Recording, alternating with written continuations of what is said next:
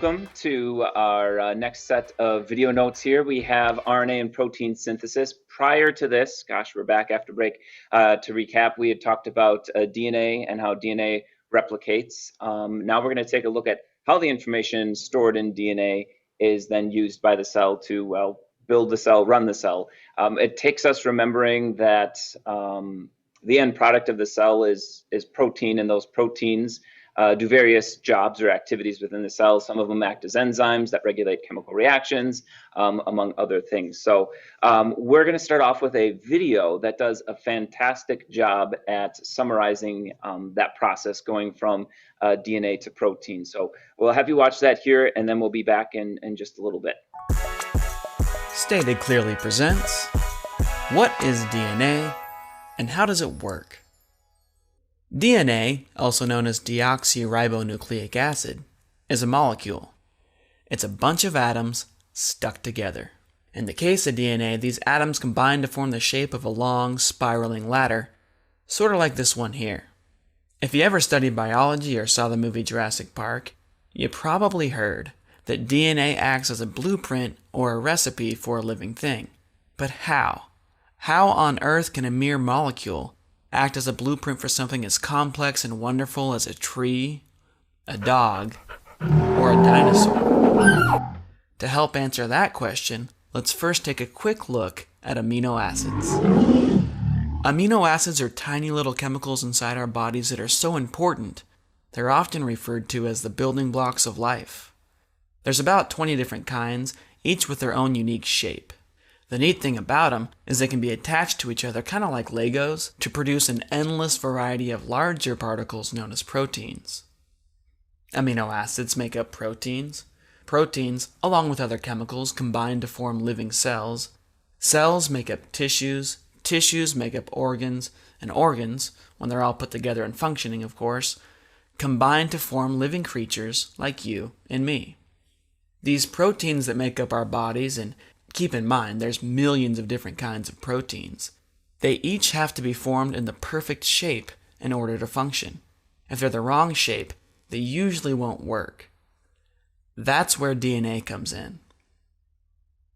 DNA does a lot of interesting things, some of which we don't fully understand, but one of its main and most well understood functions is to tell amino acids how to line up and form themselves into the perfect protein shapes. In theory, if the right proteins are built at the right time and in the right place, everything else from cells to organs to entire creatures will come out just fine. This here is a simplified model of DNA. It shows us that the steps of the ladder are made up of 4 different kinds of chemicals shown here by different colors and letters. If you look at just one half of the molecule, you can read its chemical sequence or genetic code from top to bottom, sort of like a book. A single strand of DNA is extremely long, millions of letters long. It spends most of its life coiled up like a noodle, living inside the nucleus or the centerpiece of a cell. Amino acids, however, live outside the nucleus in what's called the cytoplasm.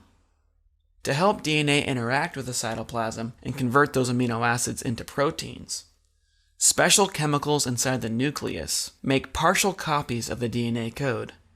These partial copies, called RNA, look a lot like DNA, but they're shorter, of course, and they're missing one of their sides. Their small shape and size allows them to fit through tiny pores in the nucleus, out to the cytoplasm, and into the mouth of another particle called a ribosome. Ribosomes are protein-building machines. They read the RNA code 3 letters at a time, suck amino acids out of their surroundings, and stick them together in a chain according to the RNA code. As the chain grows, it bends, it folds, and it sticks to itself to form a perfectly shaped protein. Every 3 letters of the RNA code tell the ribosome which of the 20 different kinds of amino acids should be added next. For example, CAA tells the ribosome to grab a glutamine. AGU tells it to grab a serine, and so on. Once a protein is built, it can then go on to do a number of different things, one of which could be to help form a brand new cell. So to answer the original question, what is DNA? DNA is a molecular blueprint for a living thing. How does it work? DNA creates RNA, RNA creates protein, proteins go on to form life. This entire process, as complicated, as sophisticated, as magical as it might seem, is entirely based in chemistry. It can be studied, it can be understood. I'm John Perry, and that's DNA stated clearly. Okay, so that video, we'll put a link to it. It's linked in the notes here, but probably on Classroom too. It's a really good one to come back to if you ever have questions later on in the unit as well.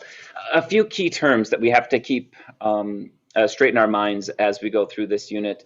And I would argue that they're very important things for us to remember just in general for life. So DNA, we've been talking about it a lot. DNA is a molecule. It's a polymer. It's made out of monomers, nucleotides that are joined together. So we just have to remember that DNA is kind of this big, broad umbrella category, a molecule. It's found in living things. It's the genetic code. Information is stored in it. Within that umbrella, or under that umbrella of DNA, we have some more terms. Chromosomes are specific pieces of DNA. In humans, we have linear string-like pieces of DNA, 46 of them, that are inside of the nuclei of our cells.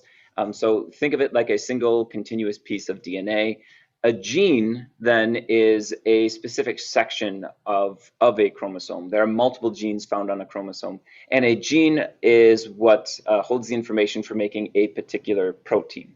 And that's what we're going to be getting into in this unit here. Here's a diagram that, a couple of diagrams that help it. I couldn't decide between the two. So in the upper corner there, you can see the mouse. We've got the nucleus of the cell with chromosomes inside of it. So if we zoom in on one of those chromosomes and unravel it, it's made out of condensed DNA. It's kind of packed up real tight and neat. So that chromosome, the whole chromosome is made out of DNA. And then on that chromosome are multiple genes. So you can see down below one gene, there's a bracket there showing us that from that one end to the other there, that is the information for making a particular protein.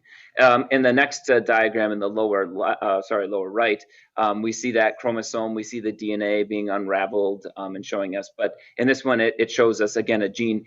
Genes come in all kinds of sizes. Some of them are shorter, some of them are longer, some of them are packed right up against each other, sometimes they're spaced out. So all we need to worry about right now is that we have this relationship. DNA is a molecule. Chromosomes are made out of that molecule, and they also contain many genes. All right, one last thing, and this is just kind of for completeness here. It's what we call the molecular central dogma of biology, and that's how does information flow within living things. At the top here, we have DNA, and DNA makes copies of itself through replication. So that's what that loop is showing us, and that's what we covered prior to break here. And then what we are going through in this part of the video notes is the next step, which is going from DNA to something called RNA. And that process is called transcription. And then that RNA is then used to build the protein in a process called translation. So that's kind of the roadmap of what we're covering here in the next couple of notes videos. All right, so what is the RNA and how does it compare to DNA? So DNA essentially transcribes itself into RNA. There's a couple of differences between the two. So the DNA is the sugar in DNA is the deoxyribose. The sugar in RNA is simply the ribose. DNA is double-stranded and contains thymine. So we match our adenine to thymine. And RNA is a single strand, and our adenine now pairs with uracil.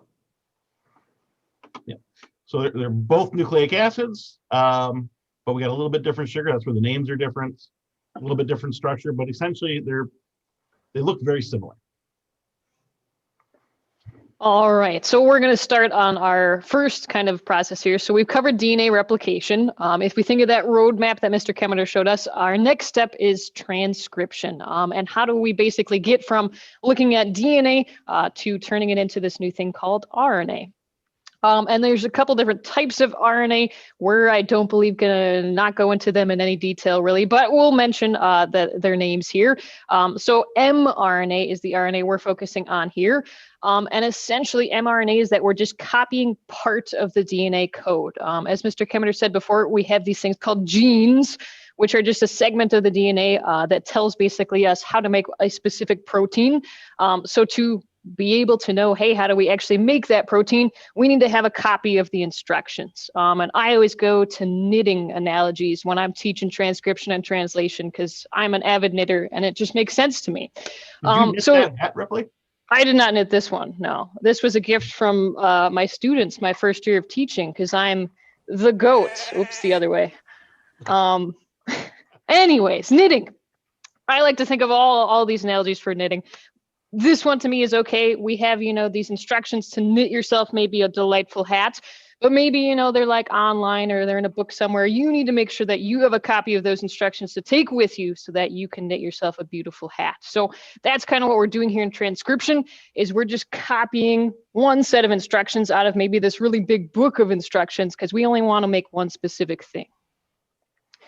Mr. Hamele is pointing to something on this diagram. I'm not sure what he wants me to say about it, but here it's probably important. This is the whole chunk of DNA on that chromosome, right? But we're only making a copy of this darker part, which is the gene. And down here, you can see that we're making this mRNA, which is a copy of just this part. So, sorry. That's okay. I saw you were gesturing. I'm like, there's something going on with that diagram, but I have instructions for crochet. Right there. Right See, here. Miss Knoll has gone through transcription so that she can have her crocheting pattern, I believe. She's crocheting. Okay. And so basically, transcription, again, we're making mRNA. So we're going from that DNA, and now we have a single strand of mRNA to get us that copy of, hey, this is a new copy of this gene. This is another copy of the instructions. And so we're only copying one side of the DNA. If you remember in replication, we ended up with 2 exact copies of the DNA. We were basically kind of filling in both sides. When we're thinking about transcription, we're unzipping the DNA again, but we're only going to copy one side. Again, RNA is single-stranded, so you're only going to match up one side of the DNA. And that's because, DNA is pretty precious stuff. You don't want it getting like damaged or anything because that's going to cause lots of problems. So you only really want to, mess around with as small of an area as possible because you don't want anything to happen to your instructions because then all of a sudden your proteins that you're making are not going to be working, and that's not good. Anything on this diagram, Hamele? No? Well, just where does the word transcribe come from? Ooh. So it literally means to write across, trans across, and scribe to write. Like this wonderful moral young man here is transcribing the answers from this woman's test, okay, over to his test. He's writing across. So is it exactly the same as what hers looks like? No, his handwriting's a little different, everything else, but the information is the same, right? If he's doing a good job with I was to say, it depends on how well he's transcribing. Yeah, or the way we used to have to do it with books before we had the printing press, right? If you wanted another book, somebody actually had to sit down and they actually transcribed the book. They'd have the one copy out here, and then they would transcribe right across and make a copy of it. Would it have the same information? Yes. Even though it wouldn't look the same, it'd have different handwriting, be in a different place. Maybe you wouldn't even copy the whole book. You just copy a page, right? So that was. Yay, we're done. That's it, folks. Yeah, so that's transcribing. It's not replication to make an exact copy. We're not doing that. That's DNA. Here we're making a copy of the information. Still looks the same, still the same language, right? It's still got A's and G's and C's, all those nitrogen bases. But it's just a copy that looks a little bit different. Only got one side because all right, so how does it do this? What's the process? Well, you don't really have to learn that. You already know it. We cover this in DNA replication. We're just doing half as much stuff. So for transcription, what we're going to do is we got our DNA strand. First thing you got to do, just like in DNA replication, is we got to unzip it, right? So here you can see we unzipped the part of the DNA that has the code for making whatever protein we want to make. All right. And then, so we've exposed that. And here we can see it as well, but we can see a little bit more down here. So we're exposing it. Once again, enzymes are doing it. And what's happening is just like in DNA replication, we got these free-floating nucleotides come in and match up with an A with a T and the T with the A on the two sides of the DNA to make copies. We're doing exactly the same thing here. We're matching up free nucleotides. The only difference here is we're just doing it to this one side. This is the side that codes for the protein. This side is a backup copy. So if we screw something up over here, we can go back to the original and remake the DNA correctly. But so we see here with the red is guanine and the purple is cytosine. So those still match. Here we've got, this is thymine. It's going to match with an adenine. Okay. Here's an adenine. Now that is matching with a uracil instead of a thymine. So that's a U instead of a T. So it's exactly the same as what you did in DNA for base pairing, except anywhere where you would have put a T, anywhere you would have put a T, you're going to put a U. You're going to put a uracil in there. And you notice we wind up with a single-sided RNA strand. So here, let's take a look at this video. Everything's ready to roll. 3, 2, 1.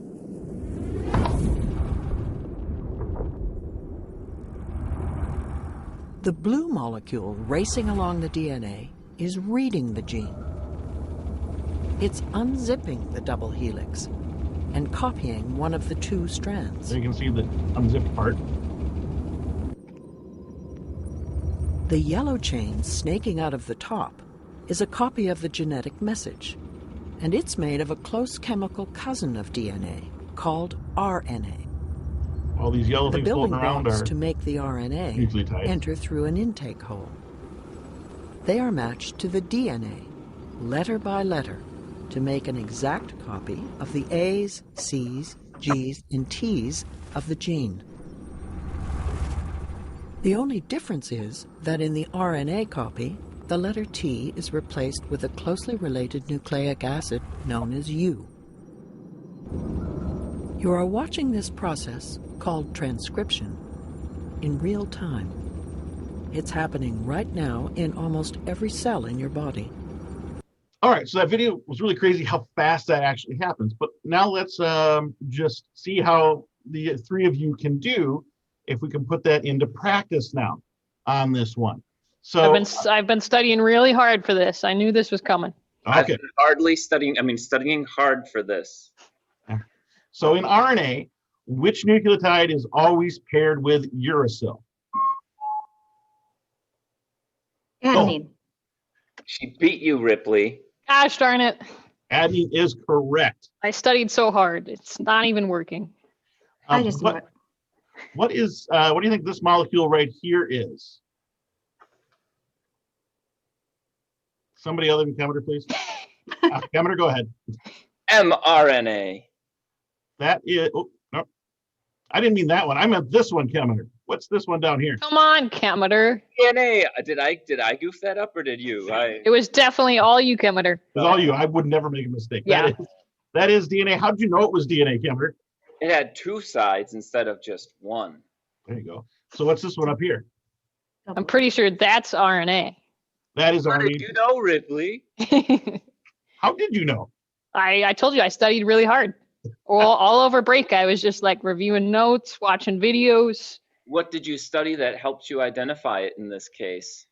So many things. I mean, this notes video, we're gonna do like a little time travel thing here. We made this video and then I went like forward into times, watched the notes video, came back here, so I know the answer. What characteristics of that RNA let you Like identify pulling it? teeth, Kemeter. Okay, I guess it was a single-stranded. It was probably a pretty good giveaway, but I like the time travel thing better. Okay. All right. So I'm going to start. We'll each do one of these. I'll do the first one. So if on the DNA strand here, we've got a C, what's going to match with the C? Well, grumpy cat, C's and G's, guanine is going to be matching in there. Kemeter, what's going to match with the A? Across from an A. Now, normally I'd say T, but I know because Ripley just told me that that's RNA. So instead of a T, there must be a U there. Uracil, you got it. All right, Ripley, across from the G, what are we going to get? Grumpy cat is still grumpy, so I'm going to go a C. There you go. And lastly, Miss Knoll, across from the T, what are we going to get on an mRNA? An A. Woohoo! We rock. So we've got that right, guys. So that just kind of wrap it all up for this video is we've just looked at transcription, which means we're writing across, we're making a copy of a segment of DNA, the gene, that codes for a particular protein. And when we make that copy, we have to unzip it, just that part, and then we match up our base pairs, just like we did here, to make a messenger RNA, which is a single-sided strand with U as opposed to T. And that messenger RNA, what it's going to do next, now it's got the code, the blueprint for that protein we want to make. Now it's got to take that blueprint to the factory where it can actually make the protein, and that's what we're going to talk about next. Have a good day, guys.